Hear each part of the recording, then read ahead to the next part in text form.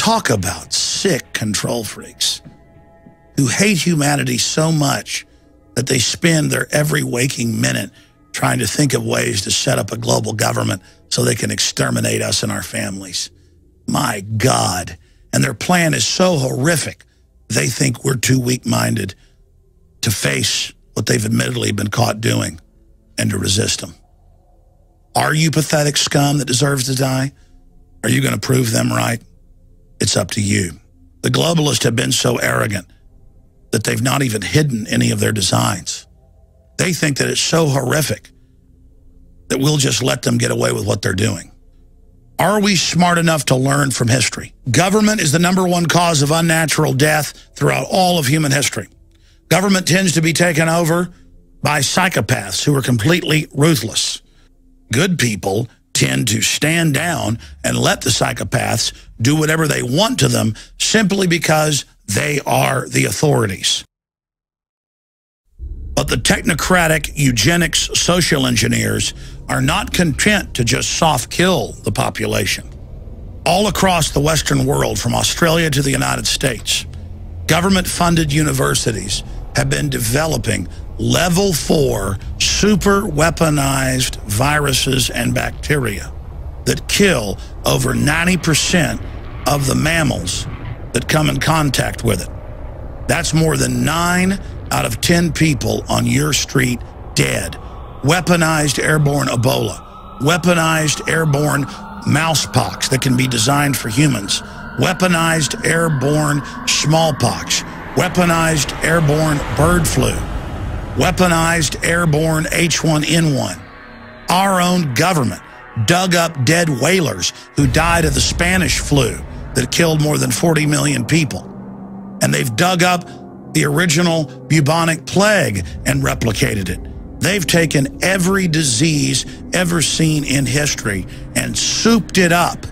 And they're now developing massive storehouses of these weapons in the name of biodefense under the BioShield program and storing them in level 1, 2, and 3 facilities.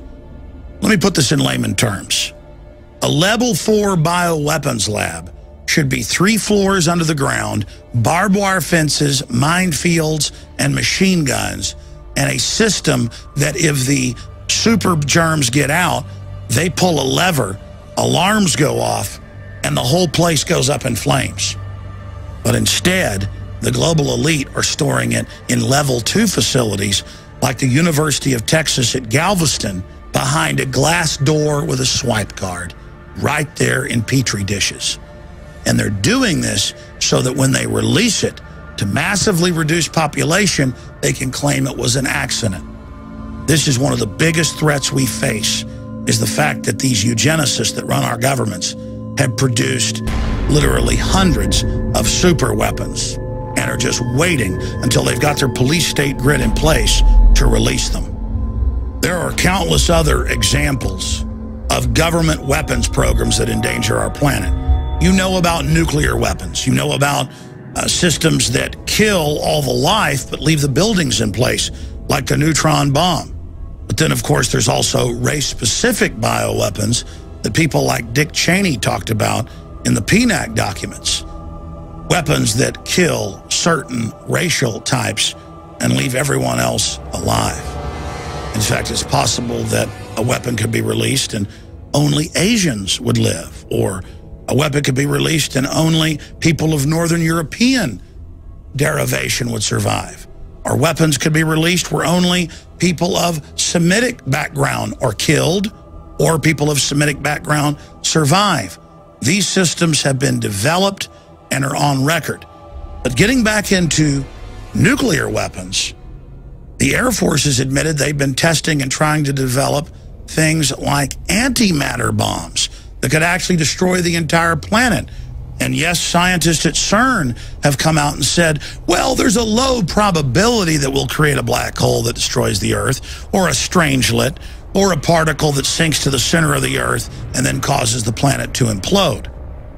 My problem is this. The globalists have shown that they think they're God, but they're not. They're very reckless. They're full of bravado and chutzpah.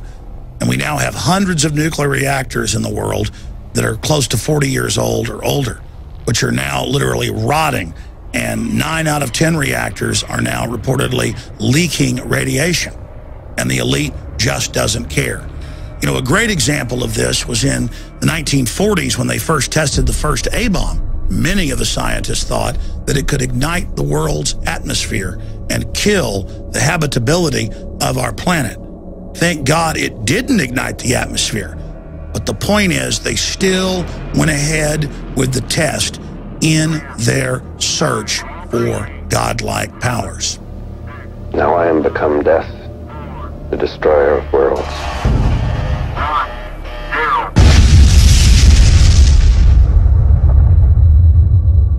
And in their own words said, we have become Shiva, the destroyer.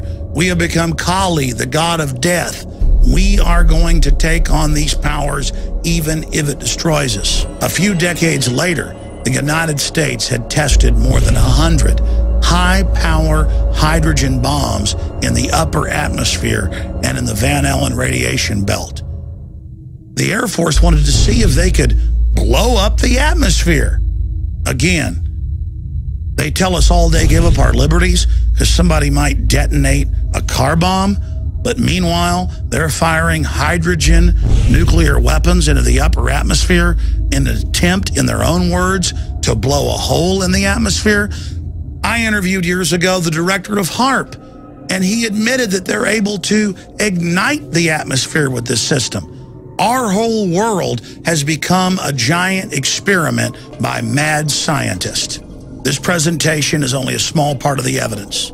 Unfortunately, the facts are incontrovertible. We have a group of mad scientists who believe that they are supermen and a race separate from general humanity playing God. One reason the globalists are so arrogant is that they've got advanced technology. They've been suppressing what's been doled out to the public, so they think they can control all of these systems. None of this is new. If you go back to every ancient civilization, the elites believed that they were God and the general population was scum.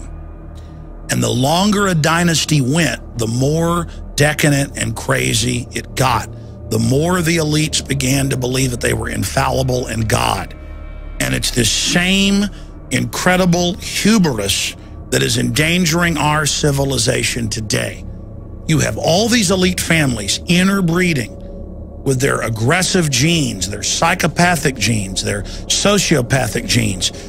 And then philosophers and scientists come along, like Thomas Malthus 200 and something years ago in England, and says, oh, let's bring back the plague. Let's give people diseases. Let's reduce population.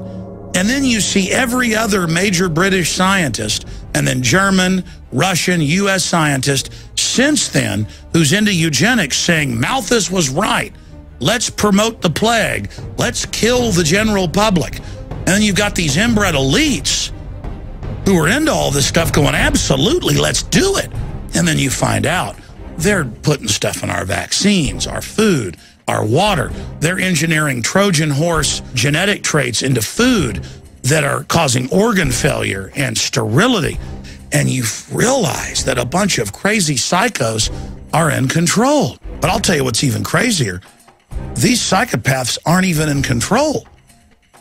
They are so arrogant and think they're so invincible that they've got thousands of laboratories splicing every plant and animal you can imagine.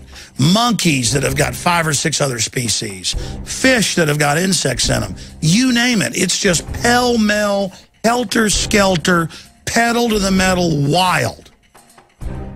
If we don't turn this around, we face a nightmare scenario. The globalists are already trying to start World War III right now. They're funding tens of billions of dollars for 30,000 drones in the skies over America. They've got neighborhood watch groups now spying on their neighbors for their political speech. It's getting more and more Twilight Zone by the minute. Let's rediscover the Bill of Rights and Constitution. Let's rediscover common sense, basic liberty. Let's protect individual rights. Let's get the globalist controllers under control. Let's point out that they're a bunch of lunatics.